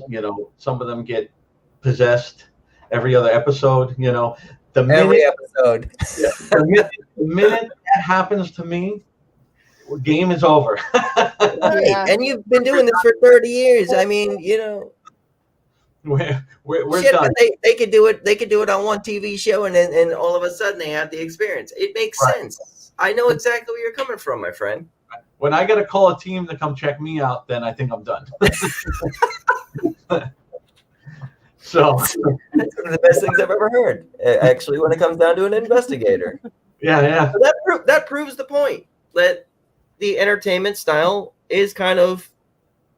Yeah, it's entertainment. Look, I have an SLS camera, and it brings up the stick figures, and we've had some great results in prison and stuff, and it's it's interesting, but I can't go use that in the house and say, hey, look, I would never do that, Oh, you have a ghost in here because I got a stick figure sitting on your couch, Definitely, I would have to check myself into my own place during the day. In 20 years, if I was ever asked that question, the one I just asked you, is I would tell them this: I can't prove anything to you other than the fact that there is something more. Right. And that's all I could say. I think that's all that the majority of us really want, is that that validation and knowing that there is something more than what we have right here. Right. Yeah. And again, you're not going to convince anybody. You're not going to convince everybody, and everybody's not going to believe. If you have 1 minute, I'll tell you one more quick story. We have another 30 minutes if needed. I just know we hit all the bases, and I didn't want anything to go stale for you, my friend, because you're on point with everything you said. I'm not going to beat around the bush for nothing. Genevieve knows that. But anyway, go ahead, Bill. What? Give me the story. Yeah. Well, this goes back when you were asking about the first apparition. I was in when I was in high school, Paramus High School. Funny enough, I was into hockey, and I was a senior in high school, but I was the coach of our varsity ice hockey team while I was in high school. And we went into first year, and hold on, I got to see what he says. I'll leave that up there. So it's okay. So I said if we won the championships, which we wound up doing, we went to the first season undefeated, won the championships. A girl in my town, she had one of the oldest houses in Paramus, a big old house. She said we could have a party at the house. So we just had, we had a little high school party over there. Everybody was over, and I can tell you 100%.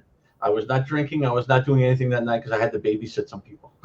So I was sober, and we were in the house. Everybody left, and it was just a couple of us that slept over for the night, and we're all in one room. Her family was away. It was just, there was no parents in the house. I got up. I was still awake. I got up and went in to walk down the hallway to go to the bathroom, and I stopped dead in my tracks. And there was it was a white figure, but very detailed. It was an old man. He was wearing overalls. He had a hat on, like a farmer. And he was just standing at the end of the hall staring at me. And like you see on the TV shows, you totally freeze in place. I wasn't scared at all, but I was intrigued, and I just kept staring at him. And he looked at me, and he kind of, just kind of like bowed his head. And then he walked right through the door into the next room. I went right in and woke up my friend who lives there. And I said, I got to ask you something. I said, we're the only ones here? And she said, yeah. You don't have any parents, grandparents, nobody's in the house. There's a big house. And she goes, no. I said, are you sure? And she goes, why? Did you see the old guy in the overalls? Holy shit. And my mouth hit the floor. And she goes, oh, he won't bother you. He's there all the time.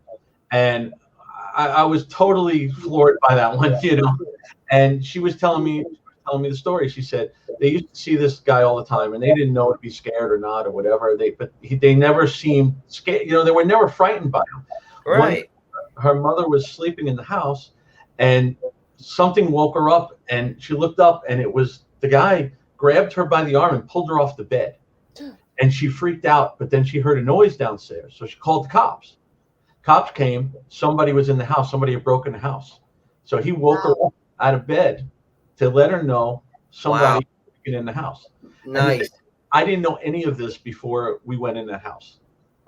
It was a total freak thing when I didn't say a word to her, and she described the guy.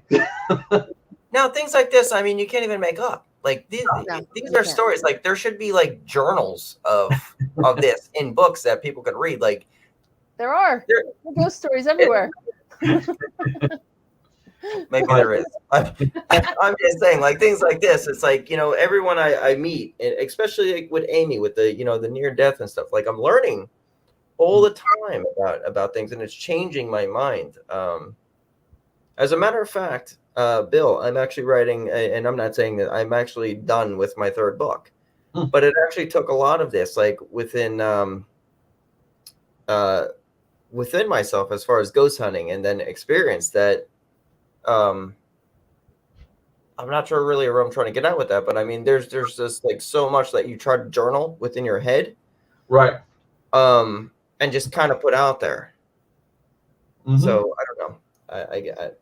Okay, there's a comment there. Yeah. If it was a ghost, how did the clothes become ghosts? It's a very common comment we get all the time, and unfortunately, I can't explain it. I mean, I don't know that either. Anything you've ever seen, or people that believe they've seen something, they never see naked ghosts, as far as I know. So, you know, I don't know. I've seen absolute black energy, like Yes. like that, and white energy, like Yeah. things that I can't like. If you were asking me what color black it was, and a lot of people are like, well, black is black. This is a different black from what I see. Shadow person almost. Yeah. You know. Yeah. I mean, I don't know. The only thing I can say is it's possible, and again, we don't know, but it's possible that they're in the clothes that they were last in. Maybe. Which brings me to my point that I was going to say, is that every time I put on an outfit, I think, oh crap, if I die in this, is this what I want to be in for the rest of eternity? Well, Allison said that. Yeah, I think about it. The same thing for 300 years. I think about it all the time. More often than I should. More often than is probably healthy. Everybody always asks in those groups, if you were to die tomorrow and found out that you can be a ghost, who would you go? You know, who would you go and haunt? I always say Zach Baggins. Going right for him. I was gonna, whatever you want to do, my friend. I don't care. I mean, I get it. I mean, those people hurt us. I have nothing against him. I mean, you know, whatever goes on the show, whatever. I mean, he's made a great career out of this. Sure, you know? Yeah. I mean, it's a good entertainment career. I don't look bad on them, you know, but right. Now, I do have a question about the clothes thing in a way. Yeah. Because of this situation that your friend, or not your friend, but the story you were talking about as far as being woke up. Right. I always thought that what is the residual factor, like the broken record going around, and maybe that's why clothes were on a ghost. But now, when you said that the person was woke up in a way that someone was in the house, but they were dressed. So that don't make any sense as far as being residual now to me. Like that's more of a sentient ghost then. That's more of like an engaged, interactive spirit. I could give you a great story of a residual. I wish it was my story. I wish it was my story. I can't take credit for it, but I heard it. I heard it from a great source. So again, it was a kid I went to school with in New Jersey. It was his parents that told me the story. They said when he was young, his name was Anthony. I can say his name. You don't care. I'm like wondering if I know the same people that you know. Probably. He actually lives down here now, though. He lives up in Port St. Lucie. Everyone's moving to Florida. Everybody's here, yeah. But he was young. He was a little kid, and they said that every night, and I think it was 1 a.m., he would wake up screaming and crying. You know, but you'd write it off, kid night terrors, you know, nightmares, whatever. And they said it happened every night. I believe this is when he lived in Fort Lee. So it was in a house in Fort Lee. And they said one night I think it was his grandmother was at the house. She was downstairs, you know, I think it was like 12:30, 1:45, something like that, getting some food. And she said she turned around and she saw a little girl. Mm-hmm. She didn't say it was all white. She just said she saw a little girl. And she said, it's funny, maybe it's the Italian side up there. I don't know. We're all come from the Italian families up there. She decided to follow it. It just started walking away. And she said she followed the little girl. She went up the stairs. She went and she walked right through the door into Anthony's room. And she opened the door. And she said the girl climbed up on the bed, laid on top of Anthony, and just disappeared. And he woke up screaming and crying. Christ. So the family did some research, and they found out that way before them, a lady drowned her daughter in the bathtub, and the time of 1 a.m. Wow. Like I said, I wish I could say that was my story, but it's one that always stuck with me. I mean, this is way back. I tell it at the conventions too, but it's way back. And that's interesting too, because that's probably before you had to disclose all of that information when you buy a house. Yeah. This was back. I heard it while I was in high school. So you're talking about 8 or so. Yes. I'm going to send, if any I get though, I'm sending over to him. There are kind of things. You've heard there was a woman in Ireland that married a pirate ghost. Did you hear about her? Yeah, I did. They recently got divorced because she said he was becoming too controlling and he was abusive. I was going to say, did he die? Yeah. He was becoming emotionally distant. I think that was what it was. He was becoming emotionally distant, so they got divorced. Oh, wow. Again, back to my daytime job. Exactly. Like the real deal. Genevieve, anything more? Oh, I got lots more. I want to know everything. Keep going. Hit it. I'm good. I'm good for as long as you want to go. Yeah, we got 30 minutes. There was a comment up above a little while back. For the life of me, I can't remember who commented, but it was something about have you investigated haunted objects? I can't see it, but that's a great question. My cousin Rondi. Yeah. Yes, I think that's. I've investigated a bunch of places. I believe it originated from an item, but it can't be 100% sure. Unlike the Warrens, I don't take them back with me. I would, as much as I probably would like to, I would be divorced. I think she would not be happy about that.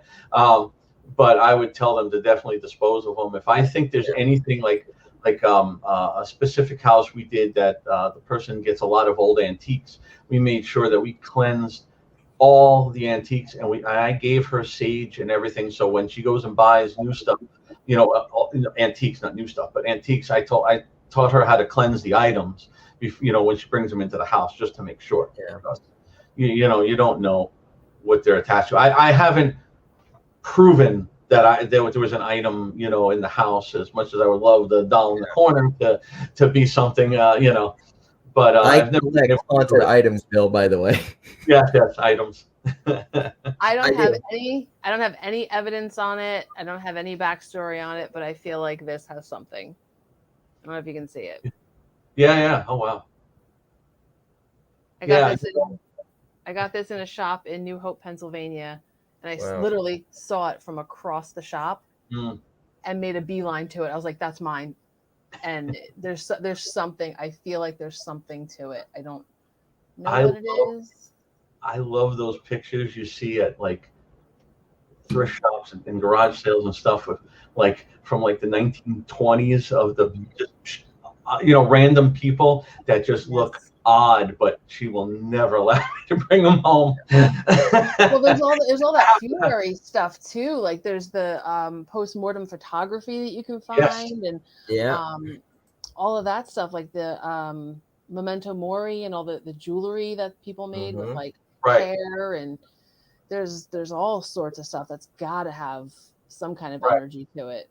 Right. I have to draw the line a little bit. I can't bring it home. Kenny Biddle's apparently got something for me next. I bought a haunted doll from him. Yeah, so he said as soon as I get the jersey, he's got something for me. I can't wait to see what it may be. Pictures are worse energy carried. Well, yeah. Yeah, I can. Yeah, she knows we'll be somewhere. And I'm like, look at that picture. She's like, no way. She could feel the energy off of it. She's like, no. There's a bit of truth in the thought that it captures your soul. Photograph can capture a bit of your soul. I think that there's some truth to that mythology. Yep. Think about the moment, like a picture taken in a moment, like everything that's happening around it, like whether it's just there's just so much, right? Yep. And when you think, go ahead. Go ahead. Go ahead. You're the guest. I was gonna say, there's also a lot of people that like when you hold up the hat, they could sense things. I'm not somebody that could sense something through a picture. I can't talk to them. I'm an emotional empath. I could sense them sometimes. I could sense the emotions, and I could feel the weight, the energy. So there's a lot of times where things like that. Maybe I'm like, oh wow, that's a great picture. I want to take that home, but I can feel a little bit. It might be what's connecting me to it, and probably why I shouldn't take it. But I can't read them and say, oh, that was belonged to this guy, and he, I can't do that. There's a question from Stormbringer. Yes, the first story I was telling. If you were here for that one in New Jersey, I usually don't. Honestly, I usually don't get scared. You really, it's amazing what you get accustomed to. I've had things touch me, things grab me, and I don't jump. I don't know why. It's not in me. But when we walked in that house, and like I said, first I got nauseous, which I don't get nauseous, so I was really unsure about that, and I was new, to actually doing an investigation. And when I saw that guy's back, that freaked me out. That scared me because that's above anything that I know how to deal with. I mean, look, I've learned a lot along the way, but I still don't know if I could truly deal with that now. That's more something for like Bishop Long that I was talking about. That's I mean, there's been a few other times that I've encountered some strange things, but that was the one that I was truly scared. I didn't know what to think when I left there. And it's scary too, because you realize how little control you may have over that situation. Right. Yeah. And again, since it was so far back, it was different. If it was like now where everybody was, the next day they were calling the newspaper to get on TV, and it wasn't like that back then. You didn't want to get on TV back then. They would think you were crazy. Now, you're probably not going to answer this question, and rightfully so. As we talked earlier about the opera singer and stuff like that, is there something that you want to try that's different? That's a good one. But we can talk about this later, because I don't want to get into the world and like, holy shit, Bill said it here, and then all of a sudden it's on TV. You know what I'm saying? Like, is there something that you would want to try? Maybe. The thing, like you're saying with the opera singer, was very interesting. I never even thought of that. Like I said, I used a singing bowl. I would have never even thought of that, but that's a really unique idea. I never heard of anything like that. I don't know if it's been out there before, but I never heard of it. I don't know. Maybe it has. But it was, what happened was, as I sat in a commercial one day with an opera singer, and the girl was very nice. She was just explained that she did it for fun and for therapy within, emotion. Right. So I got to talking to her, of course, and I told her what I did. And, she said that she wanted to try it. Of course, we never got to test the theory, but it's something I truly want to do. And Genevieve, she is on the ghost tours with the sea, right there, with Captain Kidd and the pirates, right? All sorts of creepy ghosts. So I totally wanted to bring like an opera singer to the sea and kind of do an EVP and stuff like that there. But then I'm like, well, how can I do an EVP there when everything's going to be noisy? So it's just one of these things. I really wanted to try this out. Well, I'll tell you this: what I've learned with the EVPs, if you're in a noisy location, it is very hard to do EVPs. But sometimes you can pick up some really good ones, because you may hear them clear as day through that noise that know it's not coming from something else. Like I have a video with my REM pod going absolutely crazy. And we got some great EVPs it wasn't in the Riddle house, it was in the Oak Street house. But in the background, we were having issues at first because there was a concert going on at the fairground. And you don't hear any set, you can't make out any noise, but you hear the beat, going, but we were still able to pick up some really good stuff through it. Well, that's another thing too. Like, all right, so let's answer this question real quick, because I keep in mind the spirit box real quick as far as the behind, because I really enjoy the spirit box, and I really want that one to be that's my favorite. I want it to exist, and I want it to be like absolutely positive, because they say listen behind the static. Right. So we'll go into that in a minute, but there's a question for you on the screen. Have you ever investigated a house where the person was unconsciously causing it? Yes and no. I wouldn't say. I wouldn't say they were unconsciously causing the disturbance, but I could say they were more imagining it in their head. Yeah. You know, where they hear a little door creak, and to them it was the door slammed shut, and this flew across the room. And so I wouldn't say unconsciously. I've never been able to prove that. You know, but there are a lot of people that enhance it, and even stuff that maybe it wasn't paranormal in there, maybe it was just some bad energy. But again, once they get it in their head and they watch 8,000 TV shows, that's what it does. Yeah.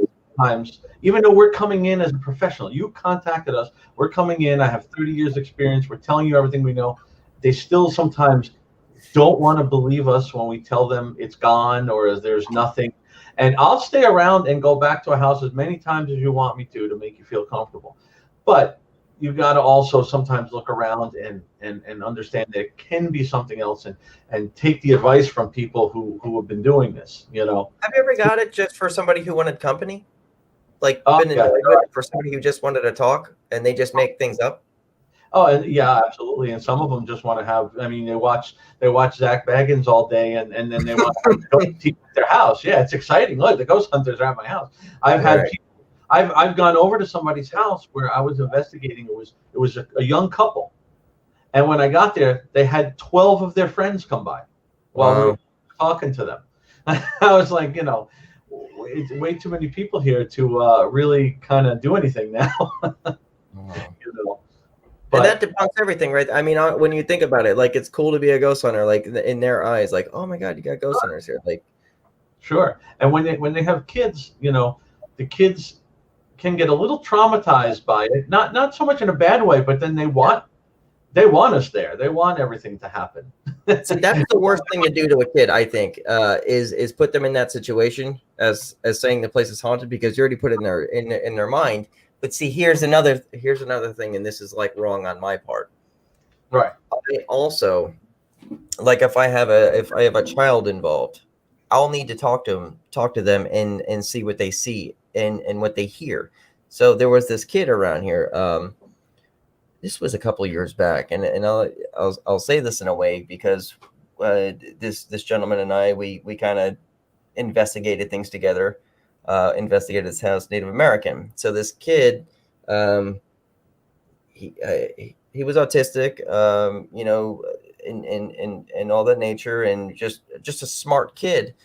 But then he got up in his bed one night and he goes, "How?" But that was a Native American term here, and he said he was talking to the Indian. Now, it was just kind of one of these things where it's like we had to now talk to the kid and investigate him in everything that he's seen, noticed, heard, conversations that he's having with people who aren't there. Right. He literally sat up in his bed to say hello to someone. Right. And we're like, whoa. So I don't know. Yeah, it's tough with kids because, you know, kids have imaginary friends. Sure. And some of their imaginary friends are not so imaginary, but again, it's hard to find out because you're dealing with a child.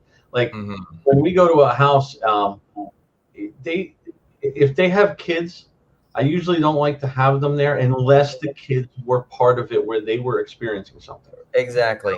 Otherwise, there's no need to get them involved and really even know who we are, what we're doing. You know. What about animals? You ever use dogs on investigations? That's what I was going to ask. I have never personally used them. I know people who have, and they you know, I have a cat, and you know, I don't know the cat. The cats just mess with us. That's their whole job. Do. But I believe they see some stuff sometimes, and they're like, I'll tell you. But no, I know some people that will bring dogs with them, and you know, I don't have a dog, so I don't really know how to judge that. You know, because yeah, the animals will see stuff sometimes that I believe we can't see. Yeah. But then again, they're also a little, you know, like a cat, so they're a little crazy at times too. So you don't know, you know, really what they're looking at. Yeah. I don't know. See, that's all crazy. It's crazy to me because I would believe your best tool would be an animal, but how can you prove that too? You know what I'm saying? Like going into stuff like this. Right. Yeah, Right. because you can't infer what that animal's experiencing at all. Right. Right. It's tough. Yeah, that's the thing. Goes back to the same problem we have is proving it. That's the same thing we have. And I don't think that we'll ever get to the point where we can say this is definitely real, but I do think that at some point science will catch up with the paranormal in some ways, and maybe start to explain, you know, because, you know, thousands of years ago, we didn't understand what thunder and lightning were. You know, we know what they are now. So there's a lot of natural phenomenon that we'll probably be able to explain at some point. The thing is that more people need to understand that there is the possibility of the paranormal, just like I understand when I go in that there's a possibility of mental health. Right. Mm-hmm. Absolutely. So it's kind of, you know, on both sides of it. I know there's a lot of places I've gone in, I can tell you there was nothing, you know, and it's the person or you know. But, you know, it might be nothing for you, but someone else might go in and experience something. Right. And one of the things I always tell people, like we've had things with families and maybe I'm trying to explain to them it's nothing, and they're saying, well, my kid wouldn't lie or this person wouldn't lie. I said, nobody is ever lying. If they see something or they hear it, they heard it and they saw it. It's not a lie. Doesn't mean it's paranormal, but it's not a lie, because you take a person who's schizophrenic and has voices in their head all the time. They're hearing those voices. Yeah, and it's real to them. It's something. So you know. Cindy, yes. Yeah. Sorry. But again, the problem is because of the shows. There's a lot of people that want to do this, and a lot of people that don't take everything into perspective and try to find the truth. They just want to find the ghost. And like my first interest started, well, when I was really, really young, but I remember watching Ghostbusters when I was a kid and thinking, wow, that could be a real job. You know, like I could be a scientist and explore ghosts. Yeah, exactly. I felt the same way back then because that's when I was starting, you know. Yep. Bill, Holly here. I'm going to get you in touch with Holly as well. Okay. An investigator with a team, a great team. So remind me tomorrow to get you in touch with Holly. Okay. It's important. They have they're a solid team. I'm just reaching out. Where are they from? I believe they're in Wisconsin. Holly, correct me if I'm wrong there, but they were in 2 different states, weren't they? Something like that, yeah. They were on our show like a month or two back, maybe a month, who knows anymore. Yep. But that's a solid team right there with Holly, for sure. Oh. And wait, Cindy has something to say here. Let's see what she has to say. Let's see, is there more people like me, especially Cindy's also psychic. I wonder why there's an increase in that too. I wonder if it's just that we're more aware of people being psychic and having that ability. There you go. Okay. Yeah. Or if there's just like a shift in consciousness that's making people be more in touch with that. I've definitely gotten a lot more requests during COVID. Yeah. There's a lot of questions come up about COVID because they say a lot of these people, you know, weren't feeling well, went to the hospital, got on a ventilator, and then they were gone in a day or two. So there's a lot of, they believe there's a lot of spirits floating around that don't realize they're even gone. A whole lot of unfinished business going on. Yeah. That's what I said. I said, you know, people talk about the cemeteries and everything. I said, go sit outside one of the hospitals. Yeah. I think right now that would be very active. And that's see, I can't even go in a hospital. That's one of the things that I talk about a little bit on my ghost tours too, is that, you know, I focus on stories of people that have been gone for at least 75 to 80 years. Doesn't mean that there aren't ghosts here that passed away like a month ago. It's just that for the storytelling aspect, I want to be sure that I'm respecting all of the families that are grieving. Right. And I have sort of that statute of limitations on my stories because I want to make sure that I'm respectful of that. But Right. it doesn't mean that there's not a ghost walking down the street that died 2 weeks ago. I got a touchy subject we could bring up. Could cause some issues. Hit it. What are your take on psychics? What's my take on a psychic?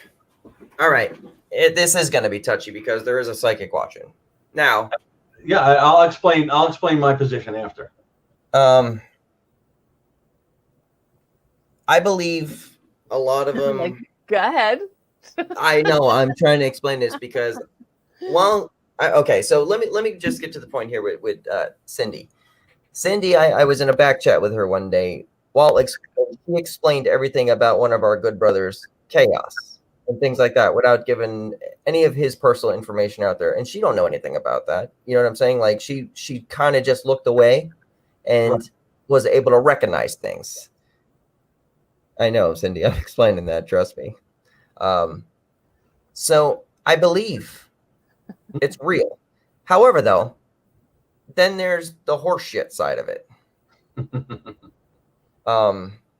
Because a lot of people don't test a psychic. A lot of people will give them money to hear things they want to hear. Right. Also, Cindy, I will say this too. I am using this as an example for Cindy. My friend got in touch with her after having a loss recently, right? Cindy gave everything to her, and Cindy was right the entire time. My friend was dissatisfied because she didn't hear what she wanted to hear.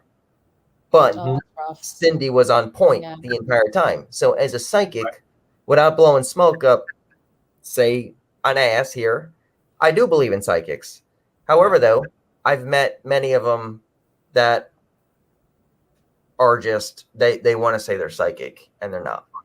I believe that it is absolutely, positively a real thing. I do believe that psychics, mediums, channels, it's all real. But I do think that humans, I know. I think that humans as a species, some of us tend to be just not good people. And there are people that do take advantage. And I feel that they really put a damper on the real ones. Right. You know, that's just not it. You know, it's like any there's it's like any gift. There's unethical people in any thing, but there's yes, absolutely. Well, and I love that about her. I love that about Cindy is that she is a skeptical psychic medium. I am a skeptical ghost tour guide. She also hasn't been wrong either. That's the thing that's scary. Well, it's not scary. It's reassuring. Wow, it is. The reason I was curious is because it's another thing that when I'm doing shows and stuff, I get a lot of questions about psychics. I have met some, and I've worked with some on teams. I worked with some that are absolutely phenomenal. I am amazed by what they can do. So I definitely believe in them. But I'm also, we all have different beliefs with things. I don't believe that any person who is dead can be contacted. So I you know what I mean? I don't believe that every person out there can be contacted. So the psychics that, go in and some of them that are getting everybody going, yes, I could contact anybody I agree. I know. If that was the case, we would all be talking to everybody we know. I seen one recently on a video that some guy was connected to Tupac. And I'm like, you don't know Tupac. There's nothing about you that would get to Tupac, but he's making YouTube videos about connecting with all these celebrities. And I'm just like, how? Why would Tupac come to you? You know what I'm saying? With the portal? It was he using the portal? I didn't say any, but yeah. Okay. I just want to say I know who he is. I know exactly who he is. But am I wrong there? I mean,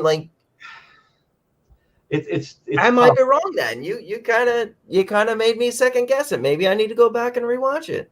Right. That's what I'm saying. I don't know because that's the problem. I've worked with some that were just phenomenal. I've been to some and tested them, and oh my God, I mean, they were pulling out stuff. There's no possible way they couldn't know. No kidding. No way. No way. I'll give you one quick example. Like I was talking about my grandmother, how I was real close to my grandmother. I was at the psychic one time. She did not know me. She knew nothing about me, and when she started talking to me, she said, I don't talk to spirits. I talk to your spirit guides and the people protecting you and all this. So she starts talking and she kept saying, do you know a lot of this, you got to be careful when you're not paying attention and they start getting the info out of you. Do you know this person? Do you know that person? Right. She kept saying, one of your strongest guides is Amy. I see her name is Amy. And I'm like, I don't know anybody named Amy, and kept going. And she actually let me record the session too. And she kept going and she kept going back to it. She goes, I'm telling you, they're saying Amy. And I'm like, I don't know what to tell you. And she kept holding on to it. And she goes, it's Amy. It's AMI. And then my mouth dropped because my grandmother I called AMI. AMI. Oh, wow. And so, I mean, it's things like that it's too much of a coincidence, Yeah. I mean, obviously, anybody who knew me knew that, but this person I did not know, and this is years after that. So, I mean, little things like that I definitely believe in them, but I like to ask people their opinions because it's one of the things I get questioned about a lot. And I bring in, with some investigations I have done, and I still will, I bring in psychics and I use them as tools. Yeah. Yeah, absolutely. I've used them plenty of times. But some I've brought on investigations have completely disgusted me because of the factor of them not really knowing what they're doing. Right. And that's my personal experience I've had with them. You just need Cindy to go on investigations with you. It's one of those. I can't wait to hang out with them in Gettysburg. It's like I say, like how I pick my team and everything. You got to be very cautious. It's not so much about how much they know. It's more about why they're doing it, what they're about, and can they be trusted too. If you bring it on, Bill, I want to. In a few weeks, there'll be some psychics on. Actually, more than a few weeks. I can't believe how much. There's months of people coming on. But from Casadega here, I have a bunch of psychics coming on. Okay. They actually seem legit. I know one very well that used to come up to all our conventions and everything. Her name was April Roan. I don't know if you ever heard of her. She's good. Have you been to Casadega? I haven't. I know of it, but I don't remember her by name. Matter of fact, this desk behind me, and I'm not going to go through all the paperwork here.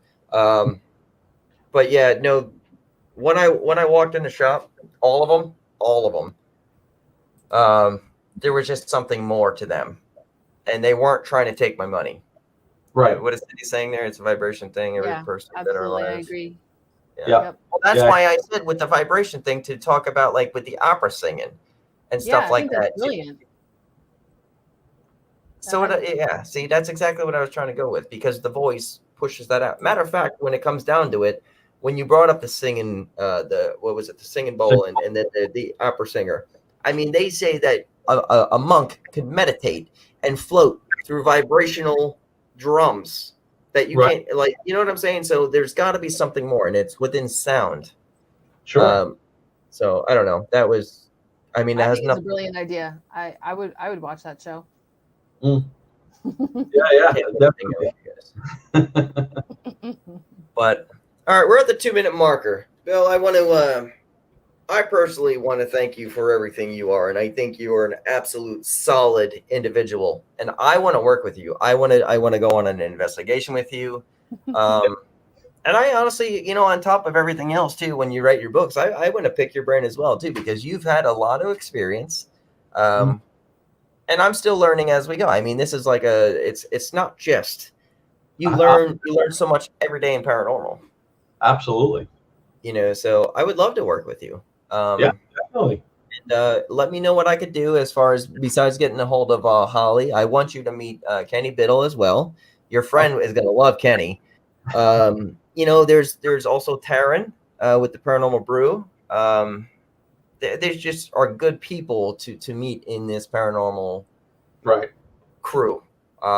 Ted Van Son, who owns WLFEDB, he's an investigator. Cindy as well. I mean, there's so many people you can meet here and network out to. Let's have a massive hunt with Dom. Absolutely, let's do this. But yeah, let me know anything I can do to help you. Not that you need my help, but within the network forum, and I'll get you out because I like you. I think you're a good guy. I mean, you're a solid. No, thank you. You're not in it for yourself, right? You're in it to help, and that's what I like about you. Yeah, we're doing like I was telling you, we have MegaCon in Orlando in August 14th, I think, and then October 1st to the 3rd will be a Phantasm in Orlando. Educating. So. Yeah, definitely. I really thank you guys for having me on. I appreciate it. I thank you, my friend. I mean, this has been fantastic. I knew it was going to be a great show because of the personality that you are as a genuine person. Because you're not in it for yourself, and that's what I like about it. But Bill, let the world know how to find you one more time before we do say goodbye. Let everyone know, and then we'll do our thing. Well, my website is PERSFL.com. On Instagram, we're Paranormal Existence. Facebook, it's the same thing, PERSFL. You can contact me through there, Bill at PERSFL.com. And I'm starting some TikTok. We're going to put some stuff on there too. It'll be Paranormal Existence. I'm trying to keep everything the same. And look out for paranormalresearchnetwork.com. That'll be the network coming up. Gotcha. Cool. Bill, thank you for everything you are.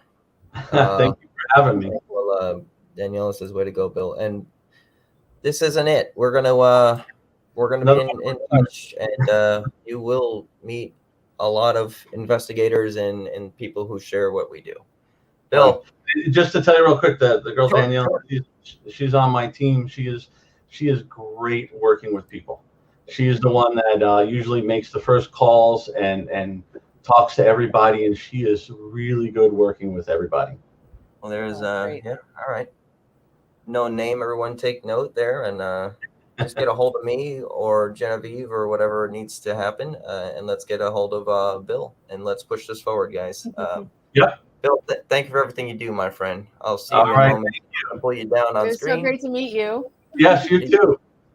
We'll be talking. All right, Bill. Absolutely. I'm going to pull Bill down. And then it was a great show. That was awesome. Love it. Sick. I love paranormal. I know. This is what we do. Yeah. Hey, Jen. Hey, Dom. Cheers. Cheers. This is actually tea from Willow. Get out of here. It's good. It really is good. But yeah. Cheers. Cheers. See you soon.